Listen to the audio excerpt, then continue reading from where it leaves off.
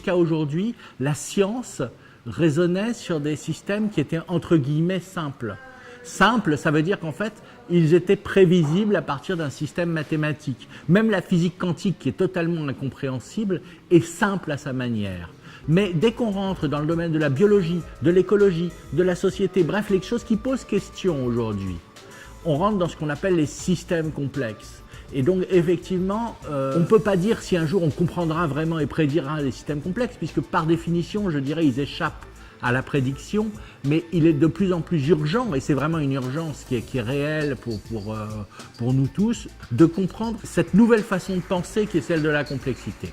Des systèmes multi-agents, ce sont des programmes informatiques où il y a une multitude de petits éléments qu'on appelle des agents, qui ont un comportement généralement très simple, et on découvre que les interactions entre ces comportements très simples donnent naissance à des choses très complexes en fait.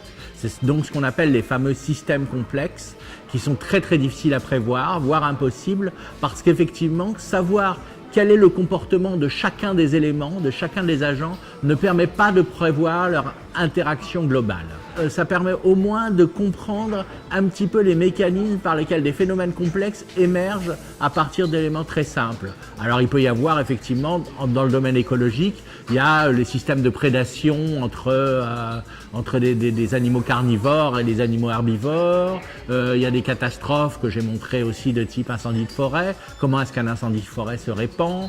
Mais il y a des applications en sociologie, en économie, etc. de ces systèmes. Il s'agit vraiment de changer notre façon de voir qui est héritée de l'époque industrielle où les choses étaient prévisibles et où on pouvait d'une certaine manière les contrôler et accepter que quelque part le contrôle nous échappe. Et la question qui se pose, c'est est-ce que demain on pourra créer en dur, dans le réel, dans le monde réel, des systèmes écologiques qui seront, sinon prévisibles, au moins qui auront cette capacité d'adaptation et de survie et de résilience qu'ont les systèmes écologistes naturels, sachant que apparemment jusqu'ici la plupart des expériences dans ce domaine ont été assez ratées, effectivement parce que quelque part encore quelque chose nous échappe sur le fonctionnement de la complexité.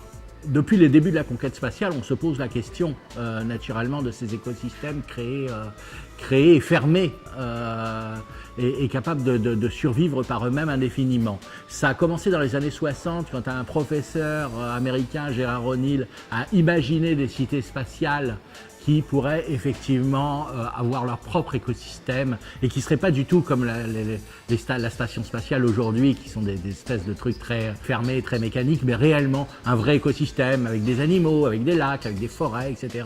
dans l'espace. Ensuite, il y a eu une expérience qui a fait énormément de bruit, qui s'appelait Biosphère 2, dans les années 90, où effectivement on a essayé de créer un système fermé qui devait fonctionner indéfiniment, mais qui a planté de tous les côtés très très vite, en fait, et qui a montré à quel point c'était complexe en fait de créer un système totalement fermé. Aujourd'hui, on se pose encore la question, et il y a notamment une architecte anglaise qui s'appelle Rachel Armstrong, qui elle se pose la question du voyage interstellaire, qui va encore plus loin. C'est-à-dire que le voyage interstellaire, c'est pas simplement un monde dans l'espace, mais c'est un monde dans l'espace qui est loin du système solaire, donc on ne peut pas récupérer des choses des astéroïdes, faire venir des choses de la Lune ou de la Terre.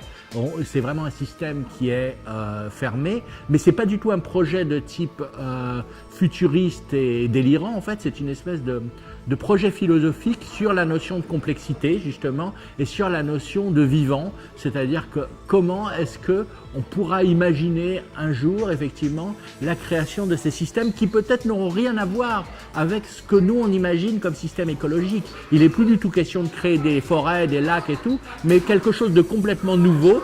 Et à cette fin, elle fait différentes expériences avec des gels, des espèces de bulles d'huile qu'elle appelle des protocellules, pour essayer de comprendre les mécanismes de l'adaptation et les mécanismes de la survie, pour imaginer des écosystèmes de demain qui, je le répète, n'ont pas forcément grand-chose à voir avec ce que nous on appelle aujourd'hui l'écosystème.